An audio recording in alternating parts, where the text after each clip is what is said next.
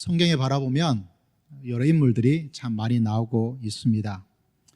그 인물을 바라보면 굉장히 도전을 주는 분도 계십니다.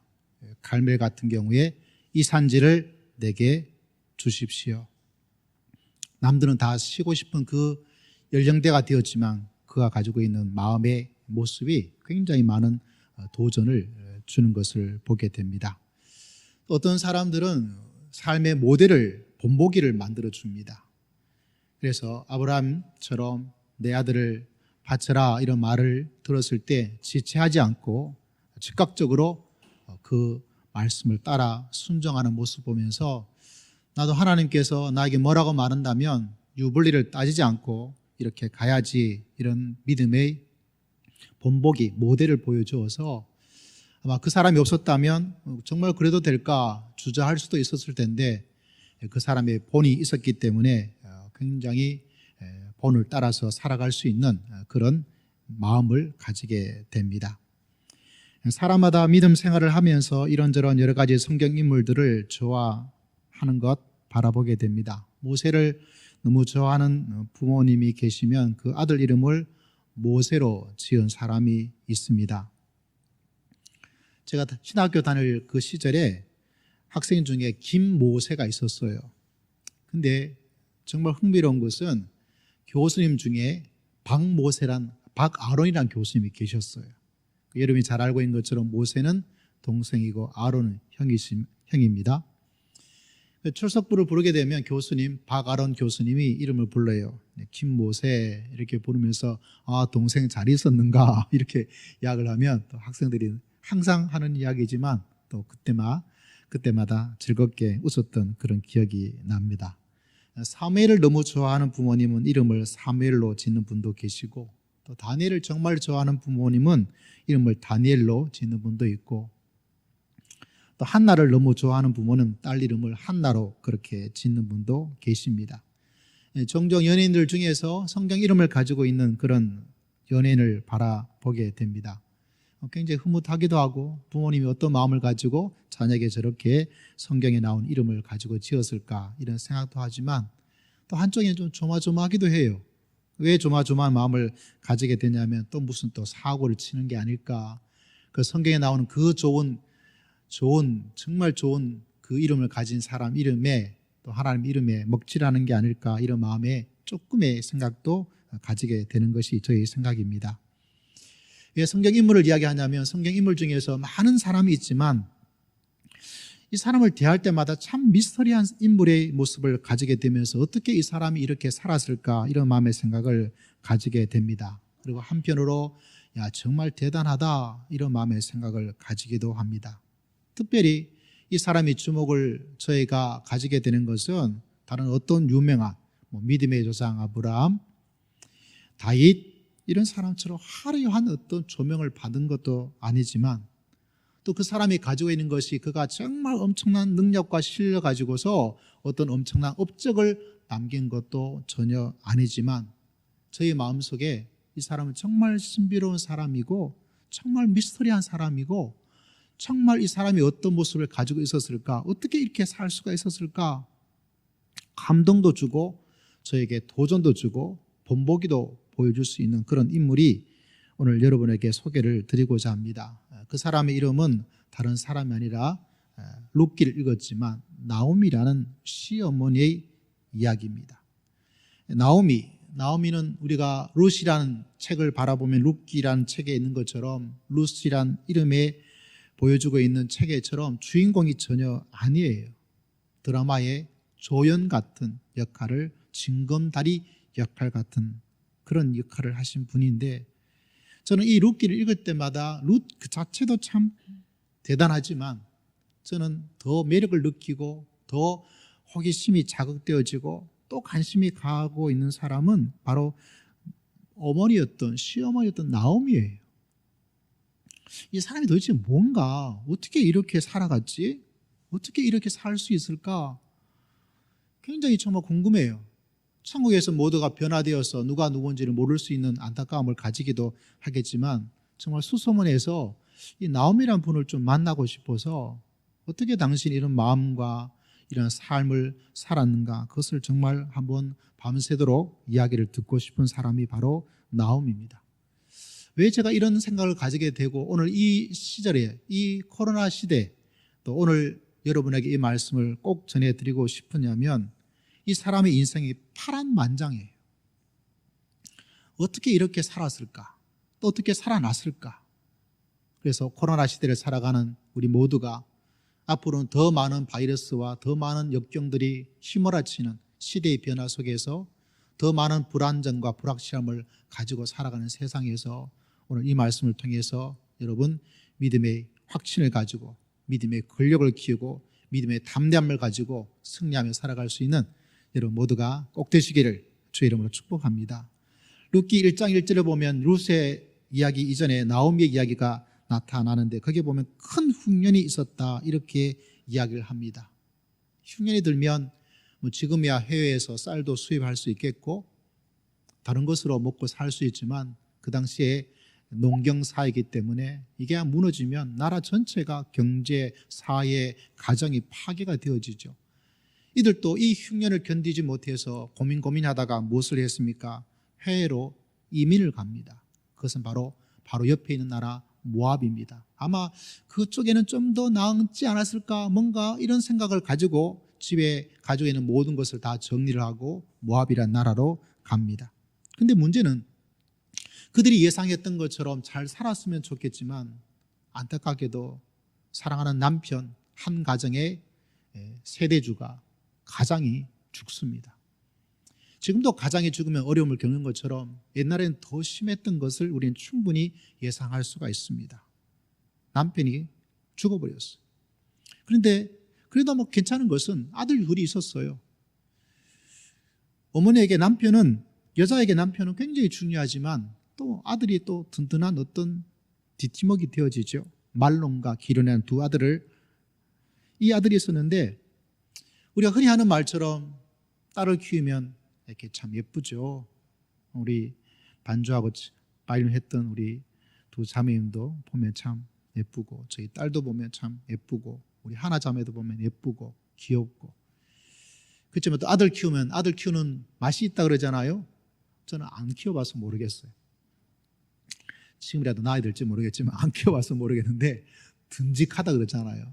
그런 건 좀 느껴져요. 좀 듬직한 그런 모습들.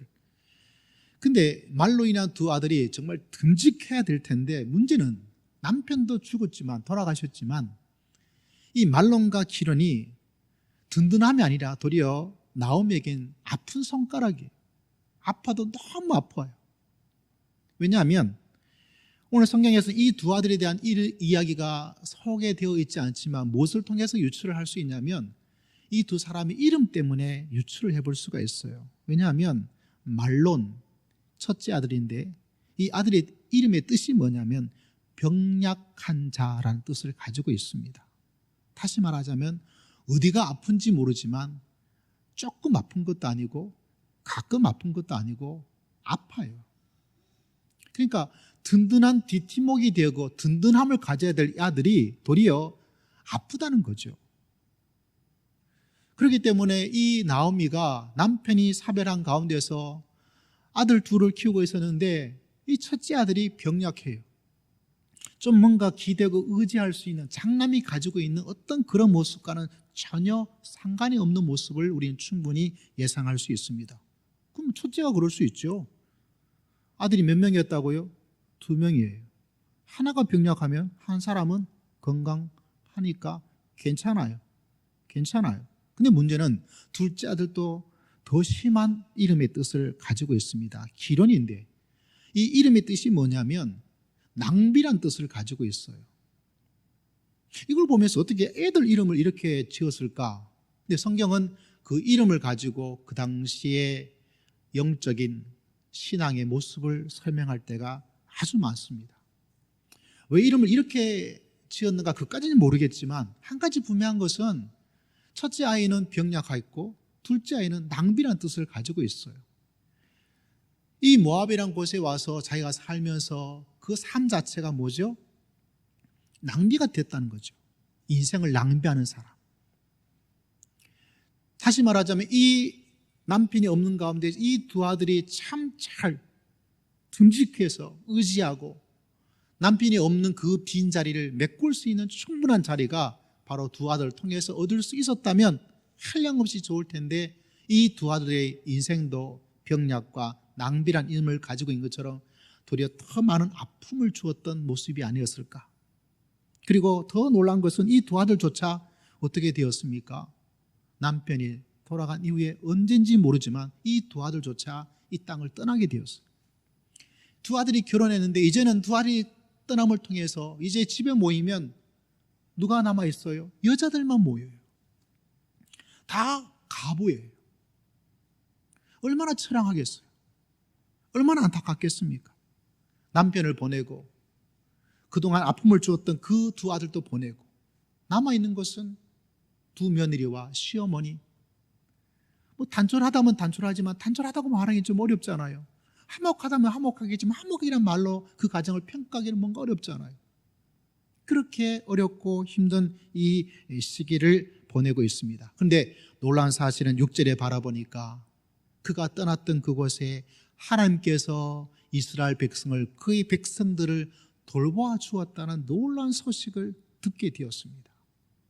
남편도 돌아가시고 병약하고 낭비된 인생을 살아갔던 삶 속에서 두 아들도 잃어버리고 이제 세 여자만이, 과부만이 남아있는 그 상황 속에서 들려졌던 소식은 하나님께서 돌보아 주고 있다는 희망의 소식을 듣게 된 거예요.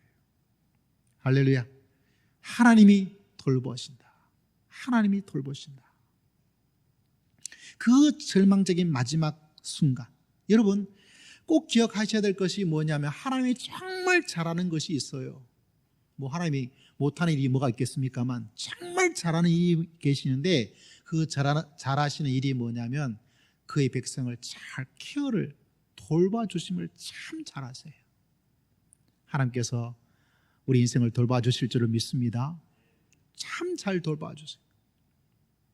그리고 또 하나님께서 이 잘하는 일을 할 때 또 하나님이 진짜 잘하는 일 가운데서 또 특별한 게 뭐냐면 그 잘하는 일의 시간이 있다는 거예요. 왜 하나님께서 보통 때 그냥 항상 그렇게 하지 않고 이렇게 잘하는 시간이 있는가? 특별히 그 잘하는 시간은 언제냐면 모든 것이 어려움과 위기가 막 턱 밑에 가득 차서 조금만 넘으면, 조금만 더 차버리면 숨이 꼴까닥 넘어갈 그 마지막 순간을 기가 막히게 찾아오세요. 길을 가다 절벽에 있으면 절벽에 딱 넘어져서 쓰러질 그 찰나에 그 순간에 하나님께서 기가 막히게 찾아오십니다. 그게 하나님이 진짜 잘하는 일에 잘 역사하시는 시간이에요. 여러분, 이 나오미에게도 힘듦이 있었죠. 남편이 돌아갔을 때는 그래도 아들이 있고 며느리 있으니까 살아봤겠죠. 근데 무슨 일인지 모르지만 병약한 아들도, 낭비 삶을 살았던 아들도 죽었어요. 이제는 어떻게 할 수가 없는 그 마지막 코너에 몰려갔어요.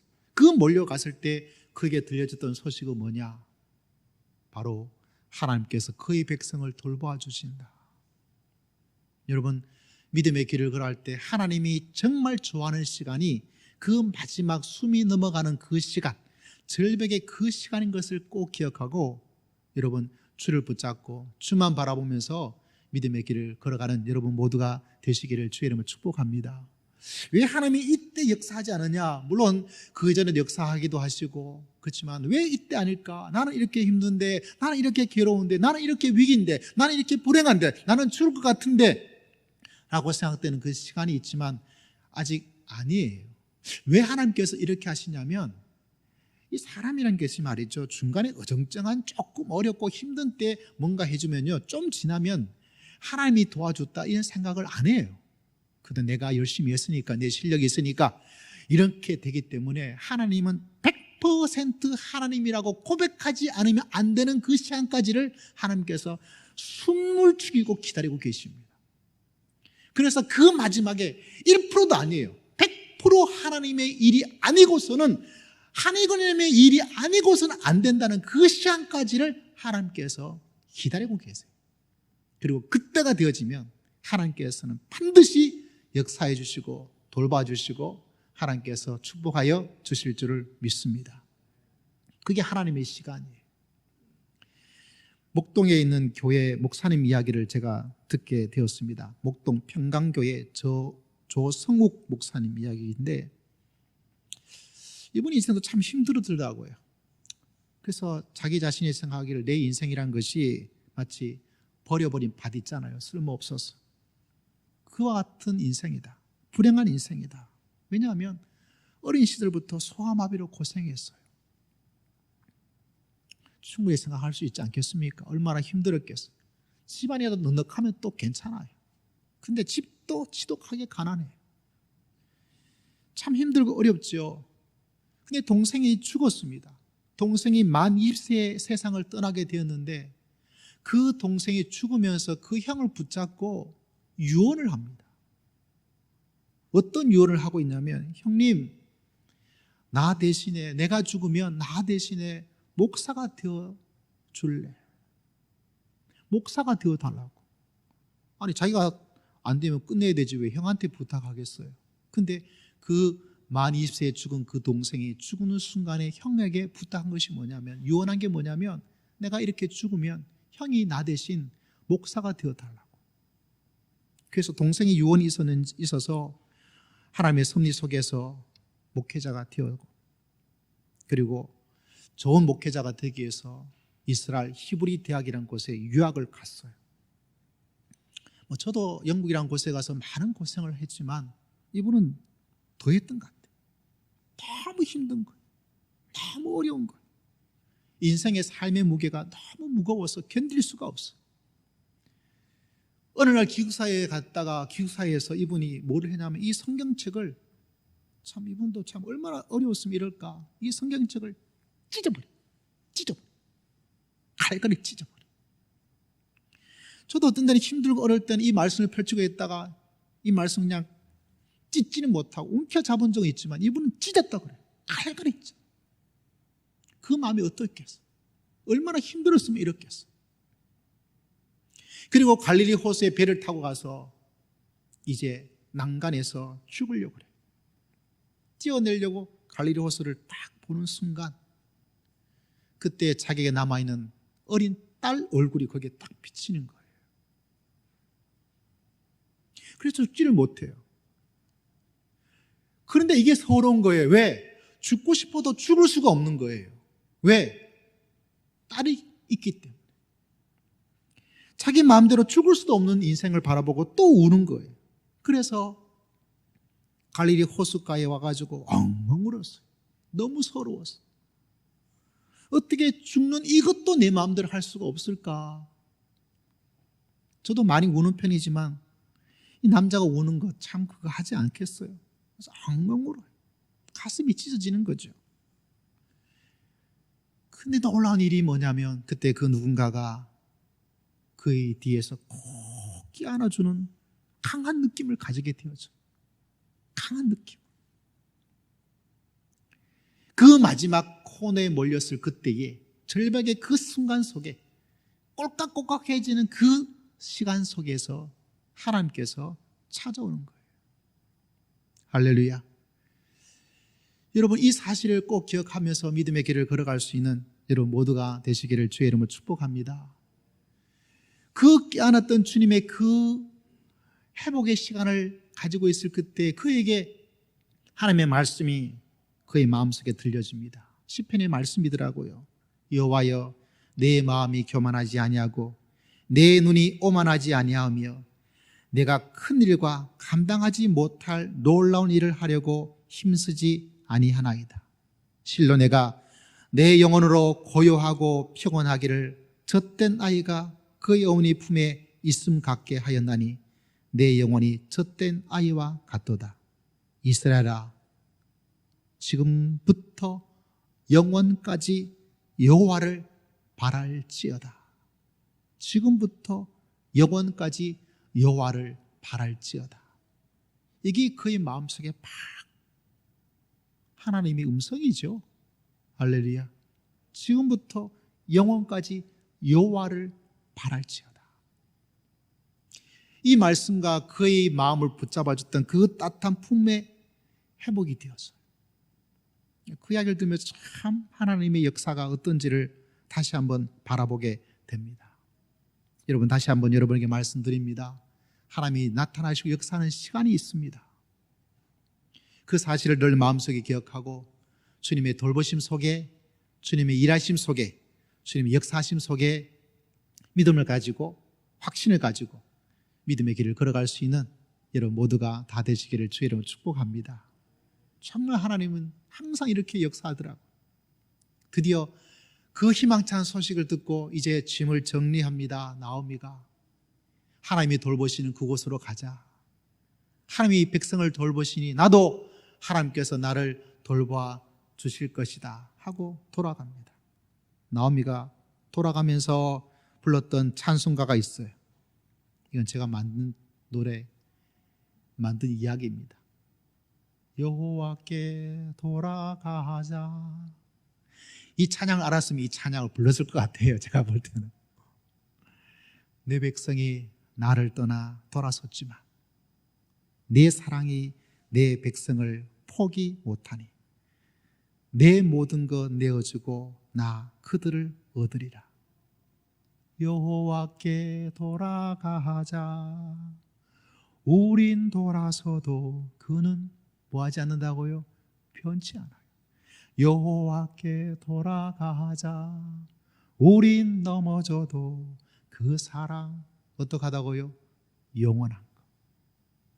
아마 나오미가 이 찬양을 알았으면, 제 생각이에요, 제 생각에 아마 이렇게 찬양을 부르면서 돌아가지 않았을까, 이런 마음의 생각을 합니다. 근데 같이 가다가 문득 드는 생각이 뭐냐면 이 젊고 젊은 며느리예요. 그래서 말합니다. 얘들아, 너희 어머니 집으로 돌아가라. 어머니 집으로. 어머니란 단어는 참 대단한 단어죠. 엄마한테 매를 맞아도 애들은 뭐라고 부릅니까? 엄마를 불러요. 그거 보면 참 희한하죠. 아빠 좀 불렀으면 좋겠는데. 엄마한테 쫓겨나도 엄마라고 불러요. 힘들고 어리면 부르는 단어는 엄마예요. 믿음이 조금 나아지면 하나님 부르는 사람도 꼭 있긴 있지만 그래도 엄마가 우세해요. 어머니 품으로 돌아가라고. 이런 8절 9절 보면 이렇게 말합니다. 뭐라고 말씀하고 있습니까? 자, 8절 9절 말씀 읽으면 정말 좋아요. 여러분, 읽지 않았던 본문 말씀이지만 룻기 1장 8절 9절. 나오미가 두 며느리에게 이르되 너희는 각각 너희 어머니 집으로 돌아가라. 너희가 죽은 자들과 나를 선대한 것 같이 여호와께서 너희를 선대하시기를 원하며 여호와께서 너희에게 허락하사 각기 남편의 집에서 위로를 받게 하시기를 원하노라 하고 그들에게 입맞춤에 그들이 소리를 높여 울었다. 어머니 품으로 돌아가고 또 새로운 가정을 이뤄서 남편에게 내 아들로부터 받지 못했던 그런 위로를 좀 받으면서 살았으면 좋겠다. 저는 나오미가 이들에게 하나님의 선대하심, 하나님의 허락하심을 계속해서 이야기하고 있다는 자체가 미스터리예요.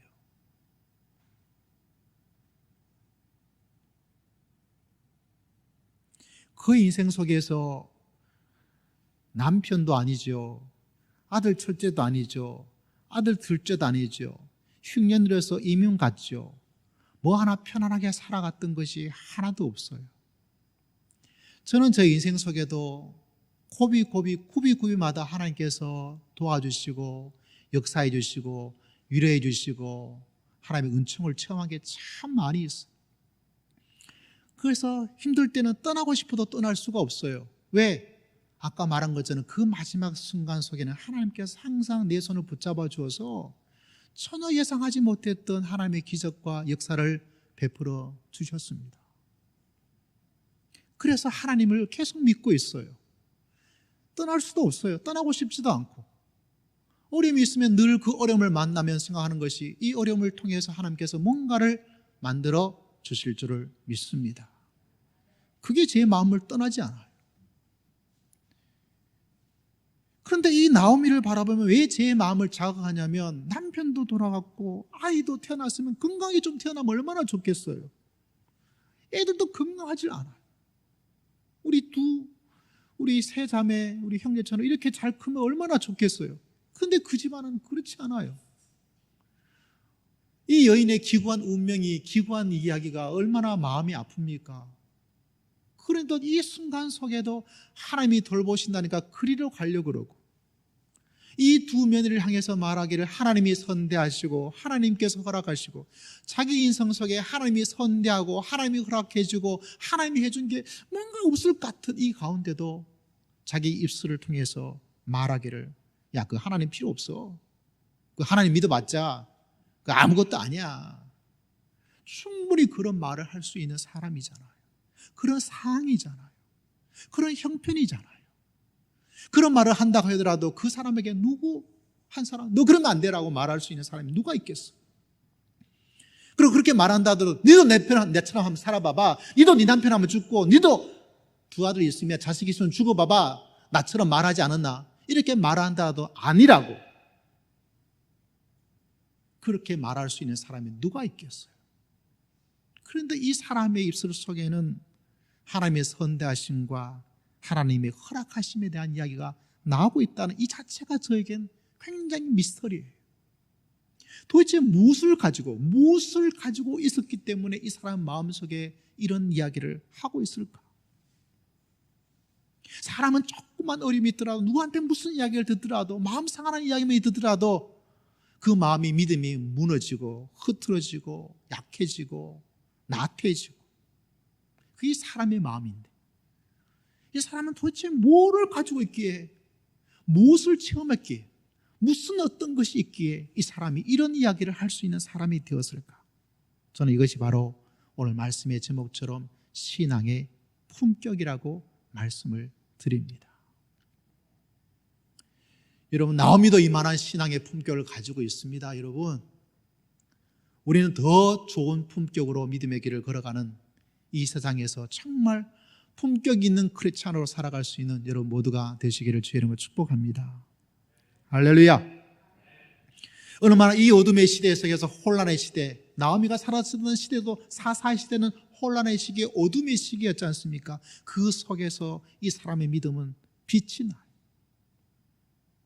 다른 사람이 어떤 것이 아니라 자기의 삶 속에도, 그 사사시대에 다른 사람 다 이렇게 되더라도 나한테 우리가 흔히 말하는 은혜가 있고 축복이 있고 뭔가 좋은 일이 있었으면 그것이 믿음의 빛을 발휘할 텐데, 이 사람은 자기 인생도 그러질 않았어요.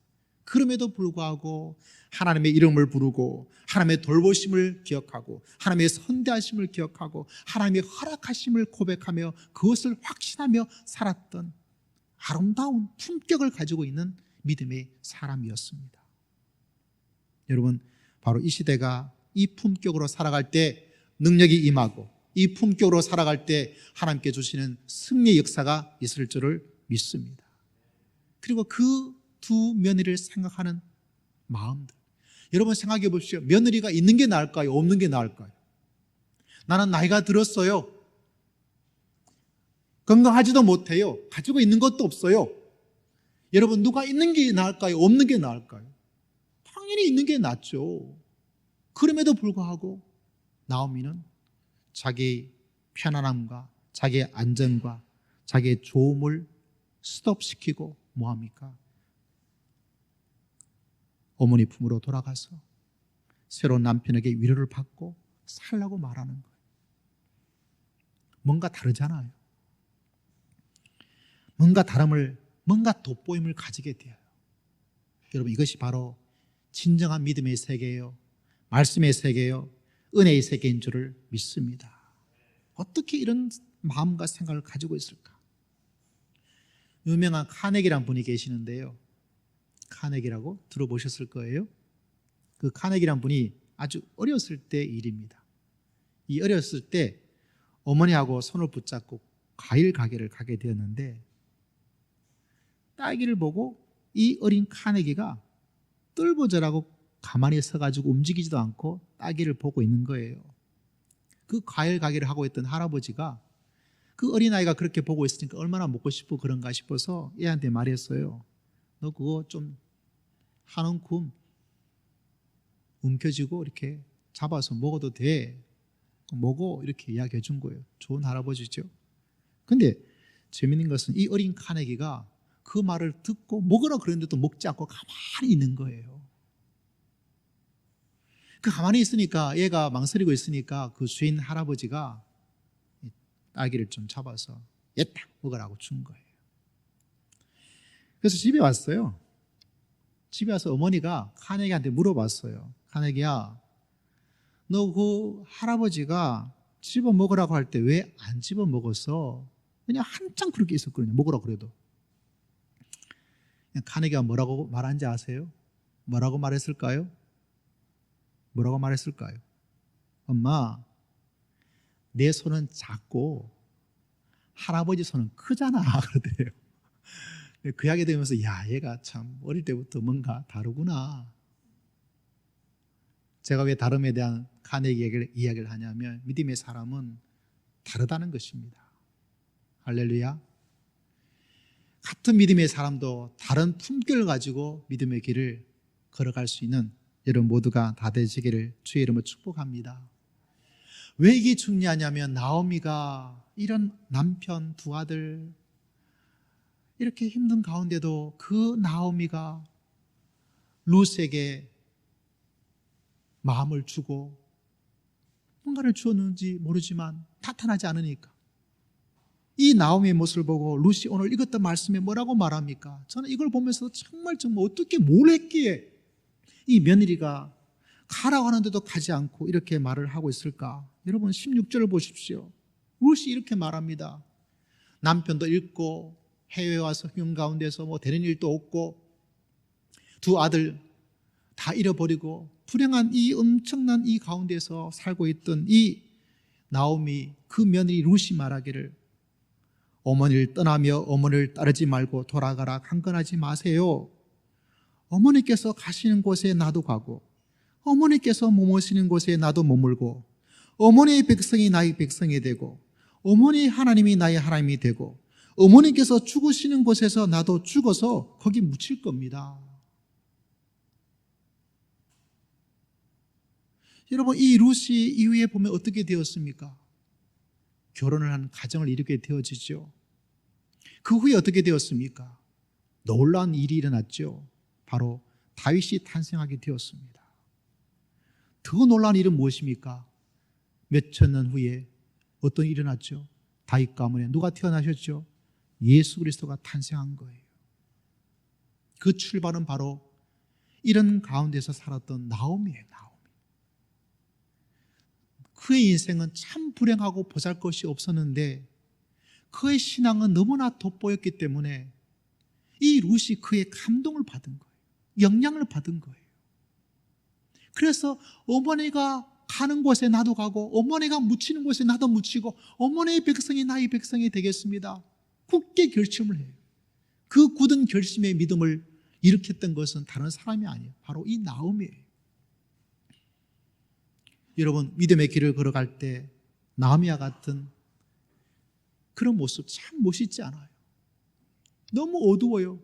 깜깜한 어둠 속에서 빛나는 별과 같아요.